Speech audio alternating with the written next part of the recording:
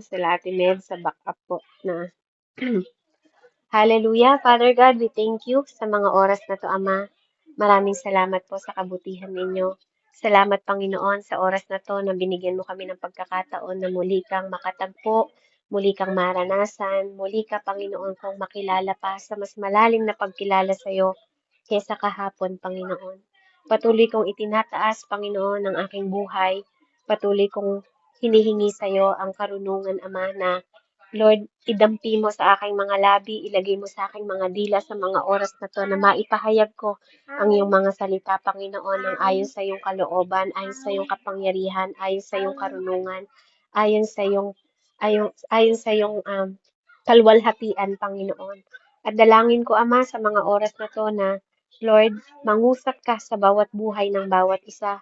Patuloy mo ring linisin ang aming mga puso sa mga oras na to, Ama. Tanggalin mo ang lahat ng agam-agam, tanggalin mo ang lahat ng mga problema, Panginoon, Lord, na maituon namin sa oras na to, Panginoon, ang iyong salita, ang iyong kapahayagan, ang iyong malawak, Panginoon, na karunungan na ibinababa mo para sa bawat isa sa amin na ginagawa mong available sa oras na to, Panginoon. Nanamnamin ng bawat isa ang iyong mga salita, Panginoon. Hallelujah, ng buong puso, buong pag-iisip at buong kaluluwa. Kaya naman, Ama, patuloy kong pinagkakatiwala sa iyo ang katagumpayan ng gawain ito, Panginoon. Patawarin mo rin kami, Ama, ano man ang aming nagawa na salita, na isip, Panginoon, in the mighty name of Jesus.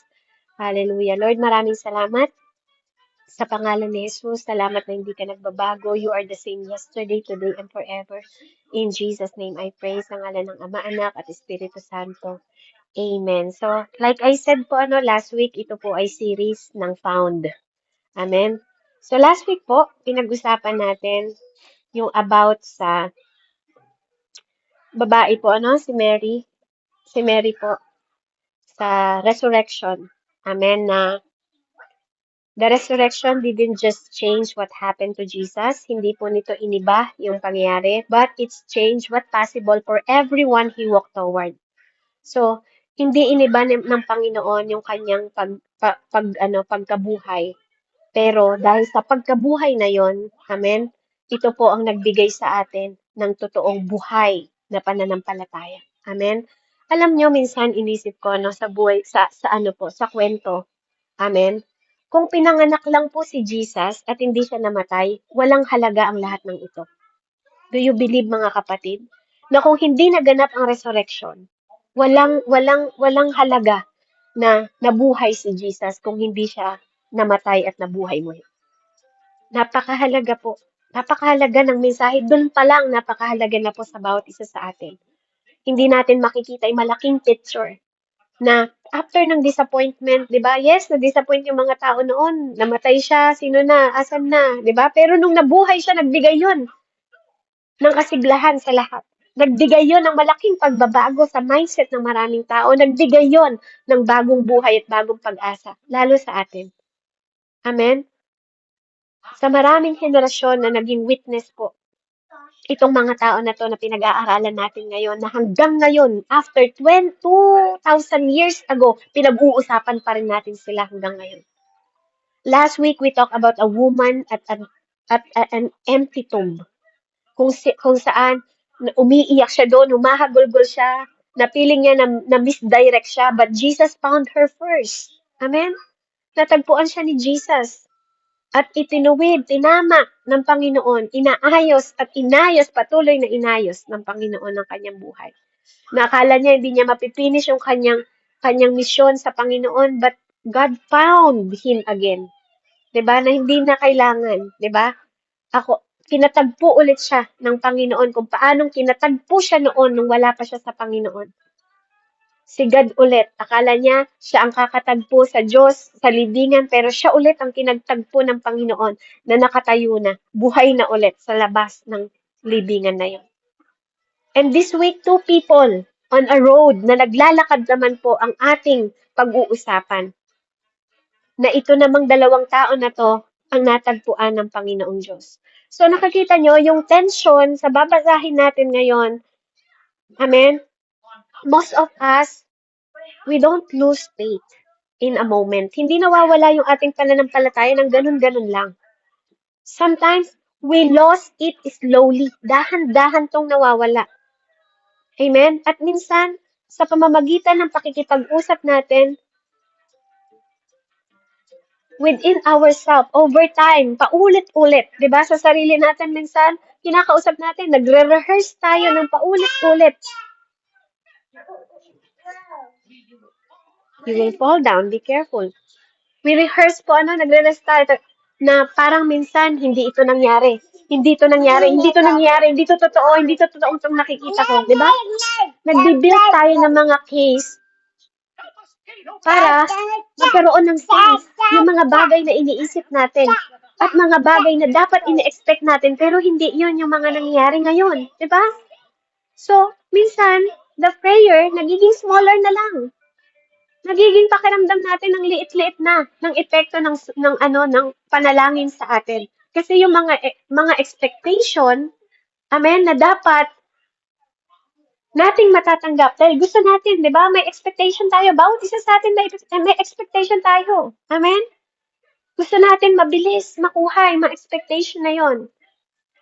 Amen? Pero habang tayo po ay sumusunod, 'di ba? Habang tayo naman ay natututo, nagkakaroon tayo ng tinatawag na maturity. Amen? Na sometimes, 'di ba, bago natin naintindihan ang paglago ng isang negosyo, marami munang failure. Amen? Marami munang disappointment. Bago natin natutunan ang pagsunod sa Diyos, marami pang mga masasakit na sakripisyong ginawa natin bago tayo dumako sa point na nagiging matured tayo. Marami pang nananakit sa atin. Marami tayong mga natanggap. Amen? But, ito pong story, amen, na babasahin natin ito ngayon is marirealize natin na sometimes in our life, ito rin tayo. Amen? So, purihin ng Panginoon, kung pwede pong tulungan niyo ako na basahin po, yung malinaw lang, no? Malinaw na pagbasa. Luke 24 po, 13 hanggang 35. Medyo mahaba po siya, pero pakinggan lang po nating mabuti. Amen? Anyone po? Amen. Luke 13. 35 po. Ay, Luke 24, sorry. Luke 24 po, 13 to 35. 24, chapter 24, 13 to 35. Praise God. Tagalog lang.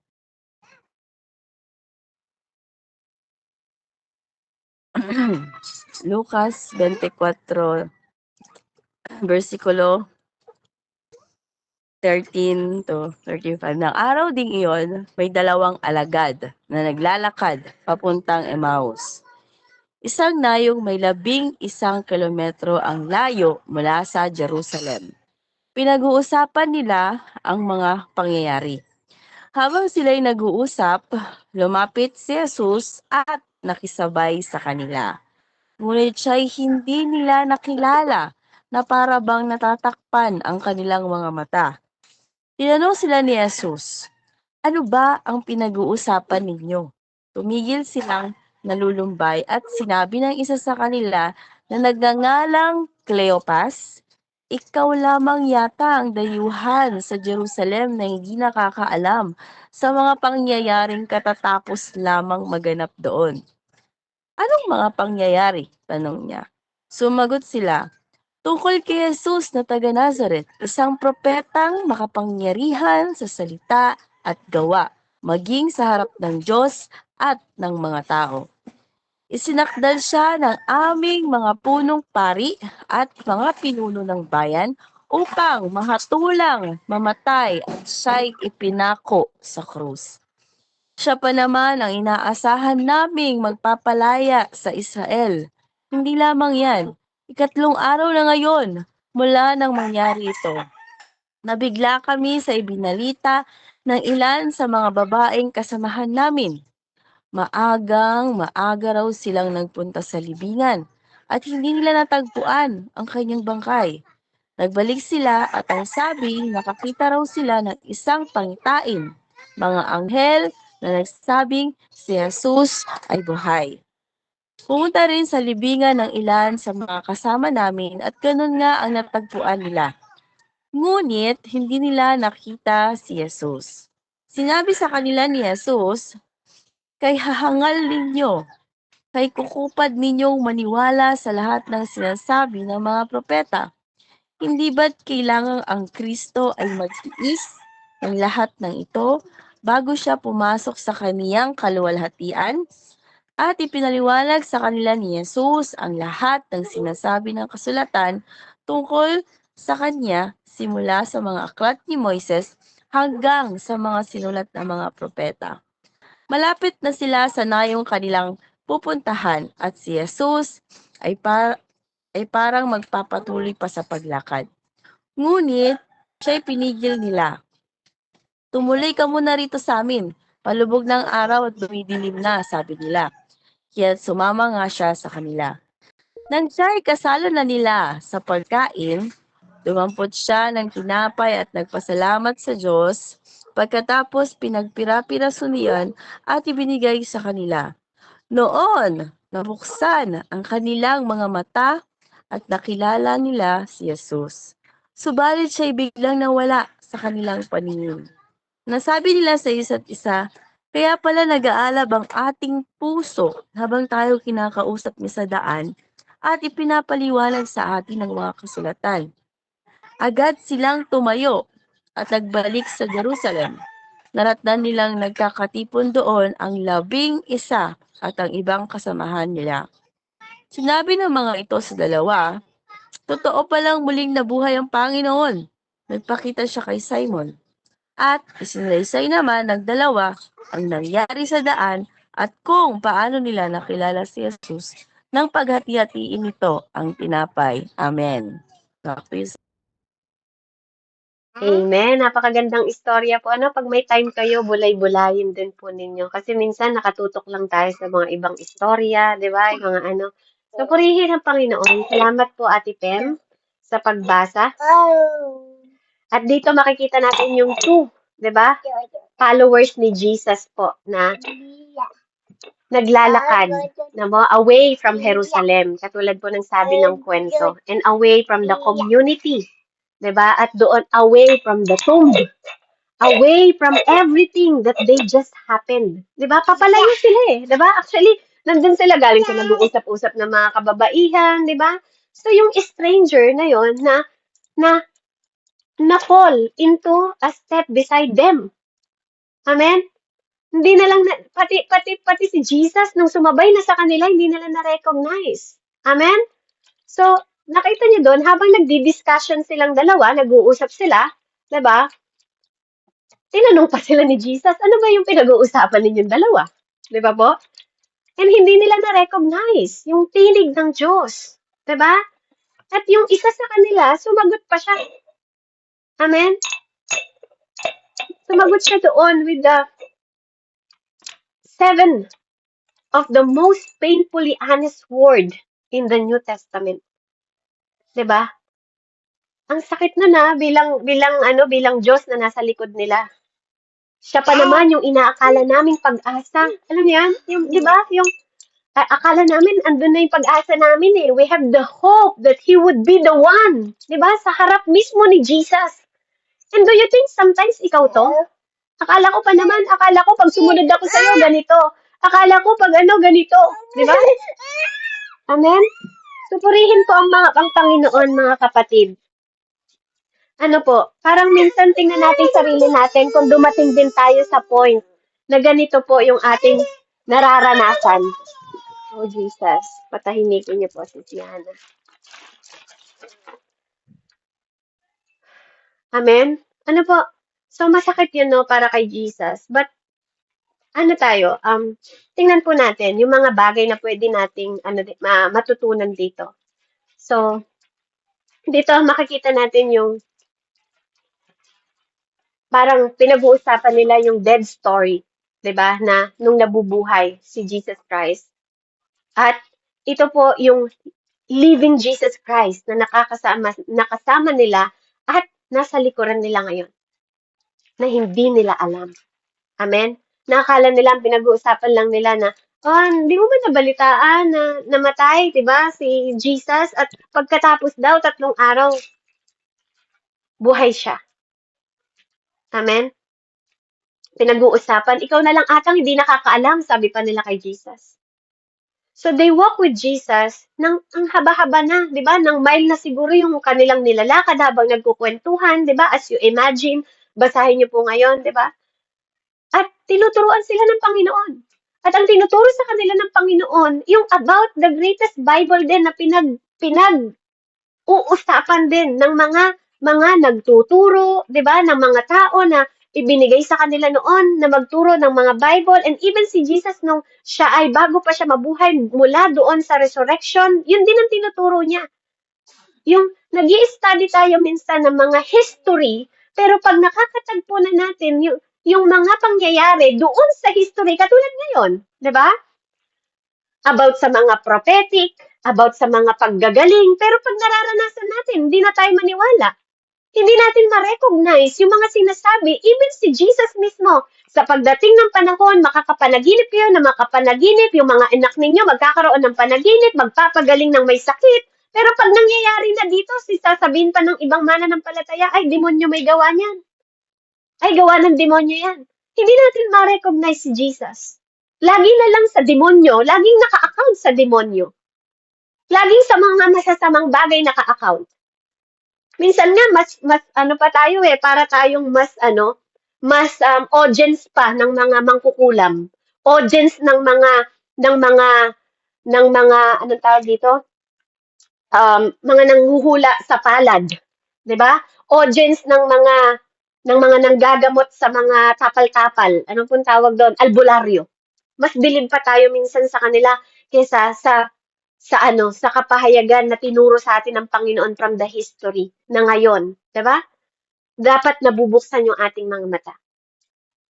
So dito makikita natin that hindi lang yung doon sa road, 'di ba? Doon sa road na habang naglalakad sila sa daanan, na kahit bukas pala yung mga mata nila, parang sarado, ano?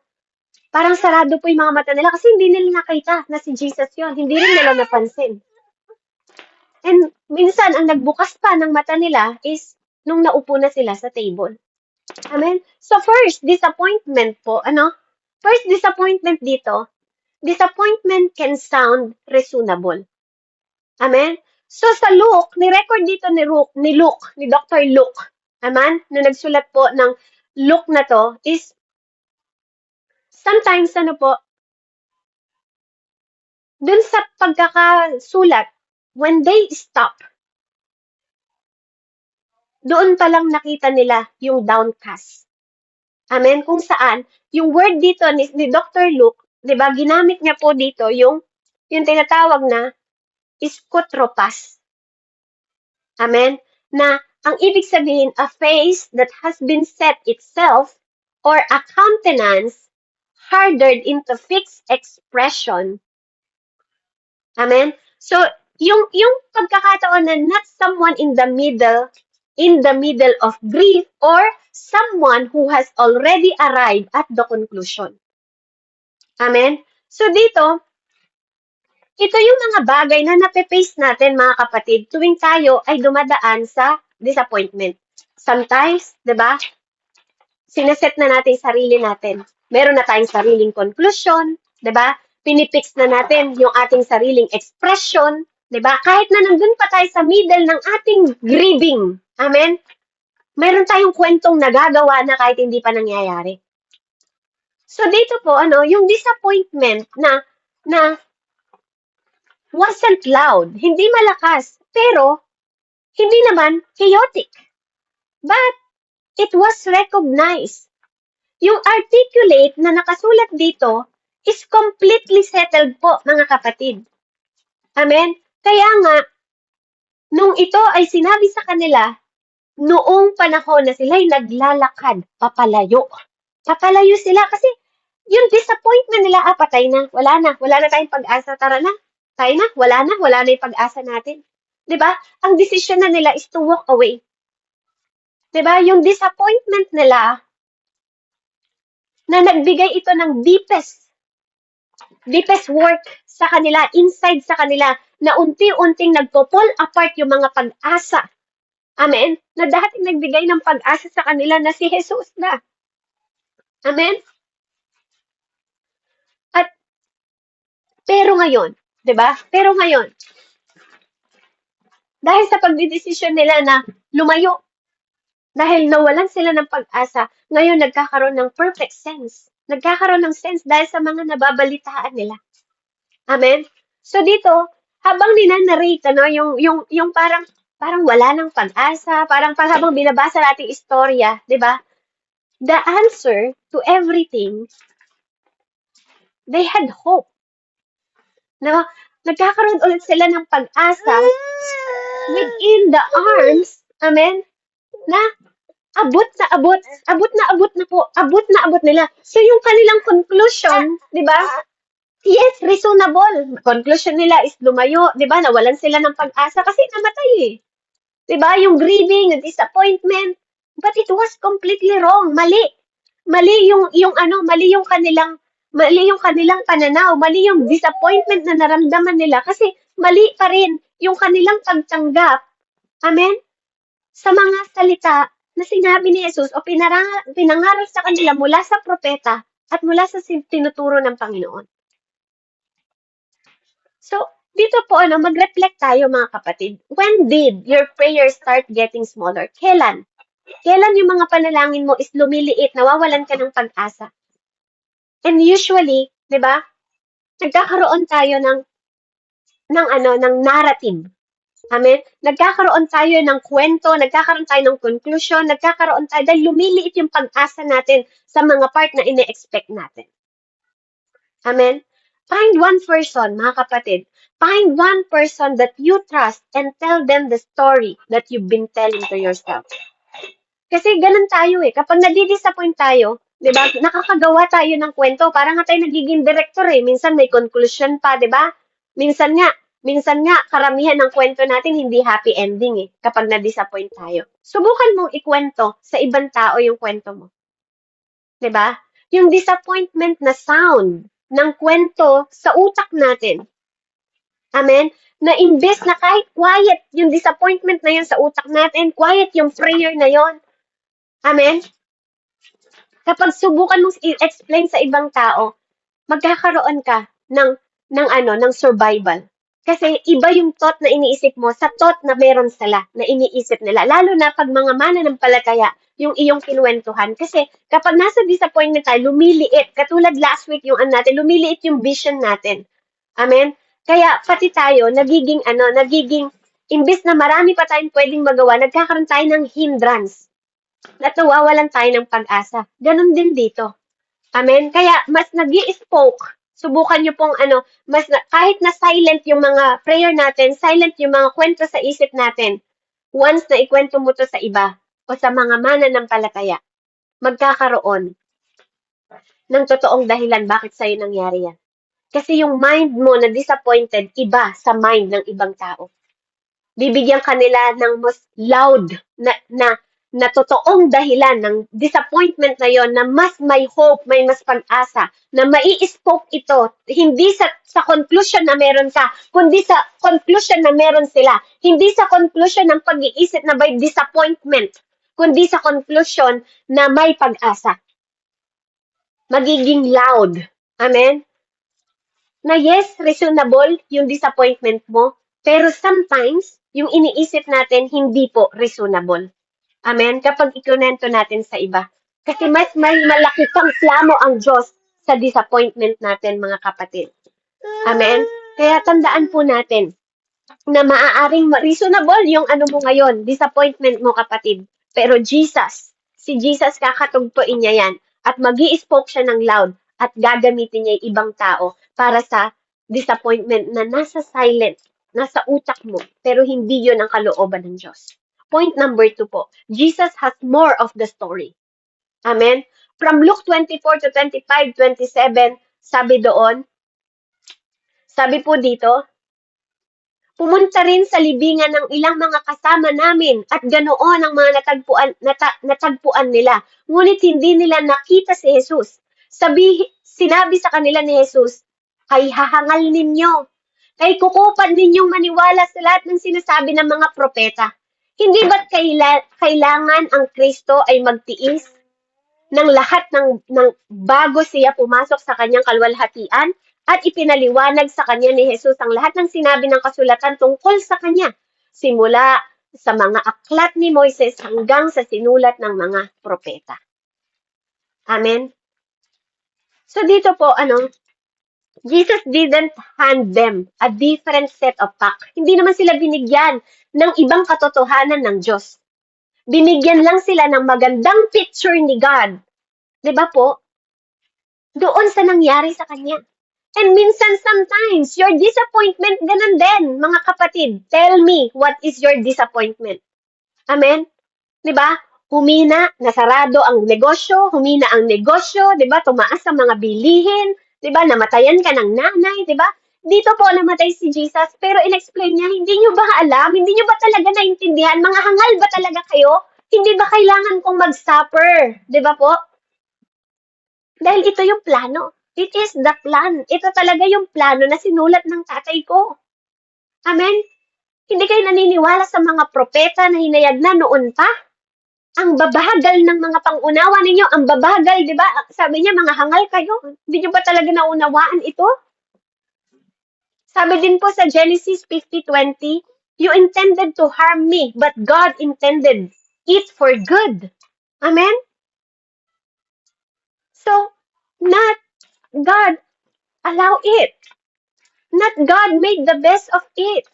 God intended it, mga kapatid.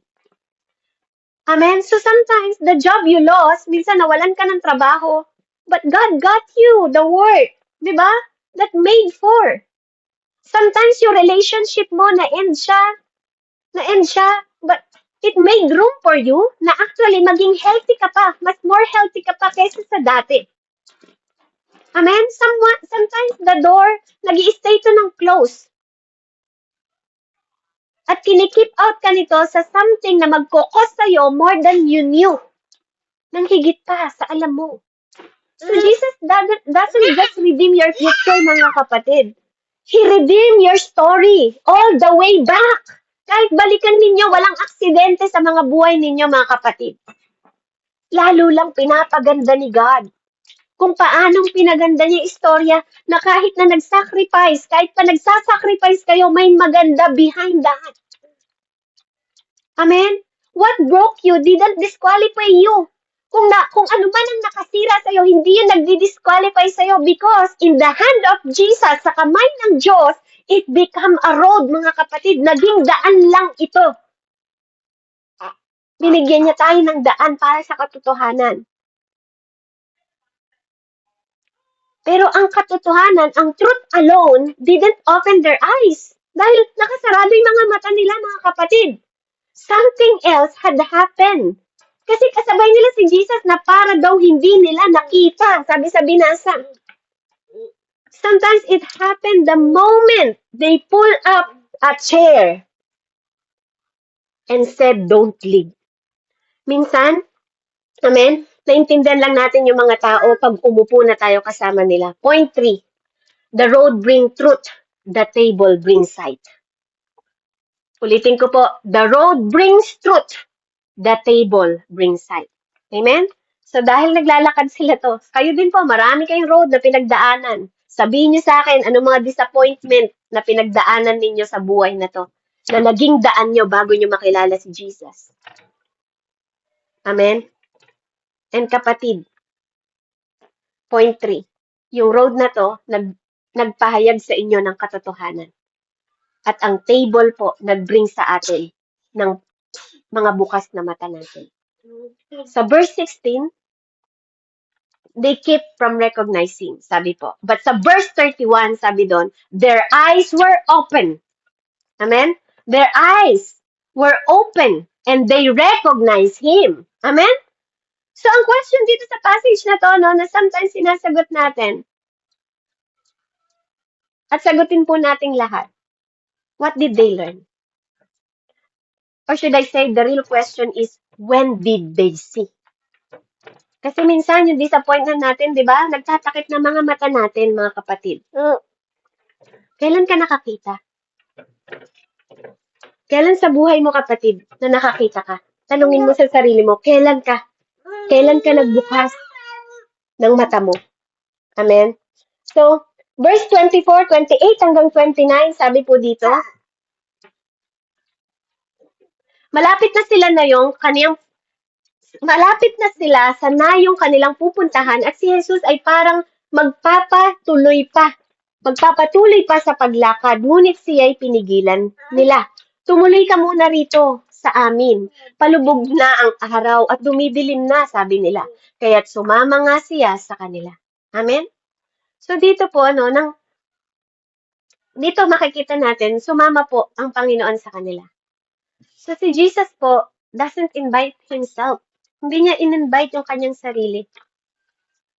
But ito yung everything, amen, na alam niyo po, kapag ang Panginoon mag-urge na sa atin yung pakikipag-usap niya sa atin, amen, ang magbibigay sa atin ng dahilan para tayo po ay, alam niyo, makinig na makinig na makinig pa sa Kanya. Kasi natututo tayo Doon din nanggagaling yung ating pananampalataya sa pakikinig.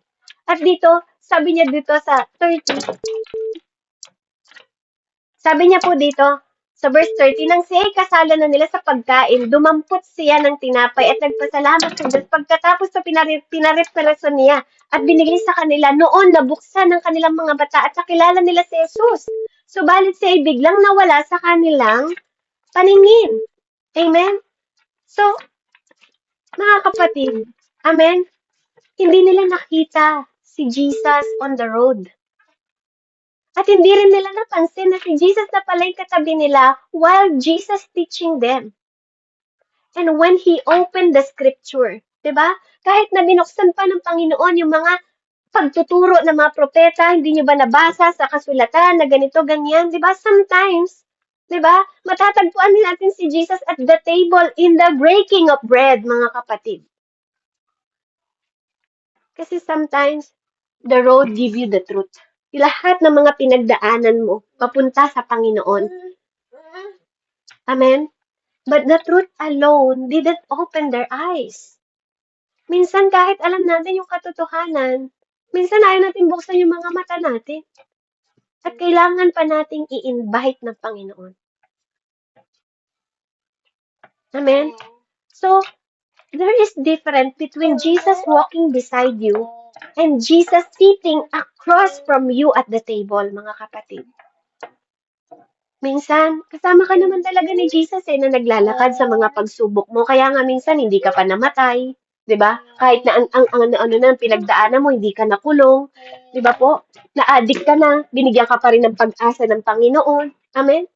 Pero hindi natin siya napansin. Sa bawat paglakad natin sa road na yon ng mga ang papangit na ginawa natin, hindi natin napansin ng Diyos. Namatayan ng asawa, 'di ba? Naghihirap pa rin hanggang ngayon, pero hindi ka nagugutom. Hindi natin minsan nakikita si God doon. And some of us, di ba, has been matagal nang naglalakad, long time nang naglalakad sa road. At long time mo na rin na narinig ang katotohanan. You've been in the room also. But you haven't stopped walking along, di ba? Hindi ka tumihinto ng kalalakad, kahahanap. Kasi ayaw mong umupo. Minsan ayaw mong umupo at umupo ka sa tabi ni God. Di ba? Umupo ka sa tabi ni God. Kausapin mo ang Panginoon. Amen? Hindi mo, kasi gusto mo lakad ng lakad. Gusto mo gawa ng paraan. Amen? Ayaw mong huminto, panandali. Ayaw mong manahimik. Ayaw mong sumit still. Kasi naghahanap ka pa ng mga bagay na gusto mong clarity, na gusto mo nakapayapaan. Amen? Pero minsan, sa pag-upo mo, sa pananahimik mo, sa pag-upo mo sa table, doon mo makikita yung clarity, yung kapayapaan, yung ability to see.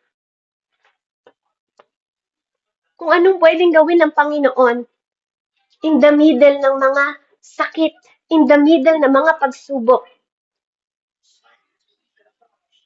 Minsan hindi mo to sa daan matatagpuan. Minsan sa lamesa mo to matatagpuan. And I hope, mga kapatid, this week po, Stop walking. Huminto muna tayo ng kalalakad, di ba? Kabibigay ng konklusyon sa mga moment po na pinagdadaanan natin. Kagagawa ng kwento na nagiging director na tayo na rin yung ano, 'di ba, taga-cut ng kwento na ginagawa natin sa mga isip natin, tayo na rin ang nagbibigay ng ending, tayo na rin ang nagpi-period at nagtutuldok ng kwento natin. Jesus is inviting us, specifically sa conversation ng disappointment na nangyayari sa iyo ngayon. Magstay ka lang. Right here, mga kapatid. Ngayon, dito sa loob ng gawain ito. Don't keep moving. Diba? Huwag kang galaw ng galaw. Huwag kang isip ng isip masyado. Walang tao makapagdudugtong ng isang oras ng buhay niya sa pag-worry ng sobra-sobra, mga kapatid. Stop, keep moving.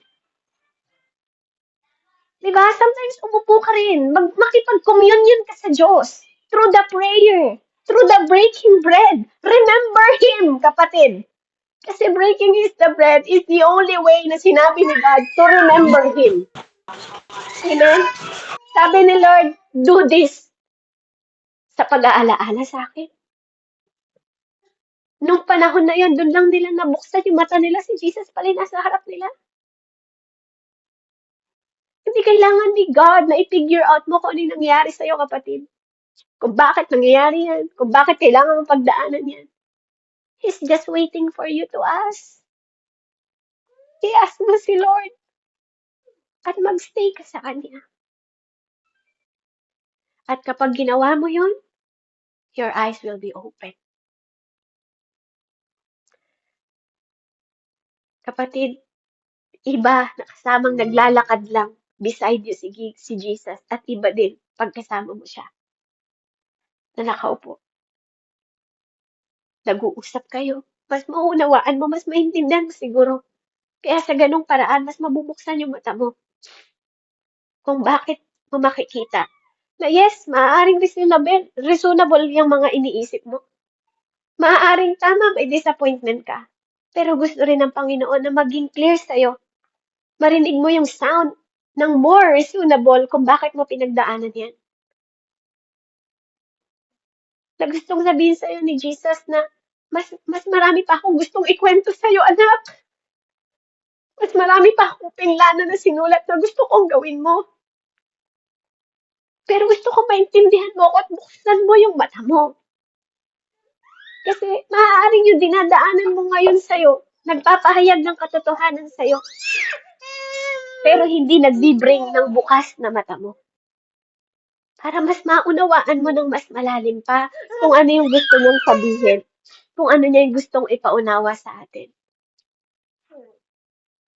Because Jesus find us in our disappointment.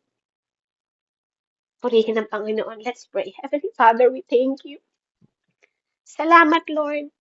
Salamat, Panginoon, na you find us in our disappointment. Na ang daming panahon na pwede naman sa panahon na masaya kami. Matagpuan mo kami. Pero, mas nilalapitan mo kami sa panahon na broken kami, mas close ka sa amin. Sa panahon na failed kami. Sorry, Lord. Kasi sa panahon na dumadaan kami sa pagsubok namin, hindi ka namin makita. Sa way, Panginoon, na nilalakaran namin kung bakit kami nandito hanggang ngayon. Kung bakit kami nakarating dito. Dahil yun lahat sa'yo kasi sinamahan mo kami.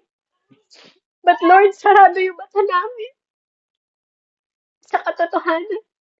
Kaya Ama, salamat sa oras na to.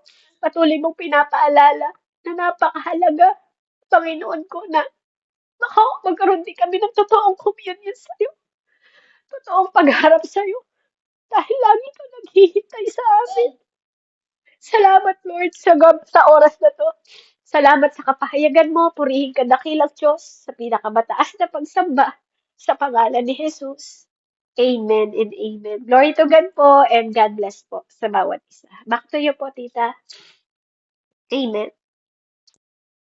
Amen. Praise Jesus. Palakpakan po natin ating buhay na Diyos. Hallelujah. Salamat po sa ating kapatid si Sis Beverly. Ayan, ako muna magbasi at si ate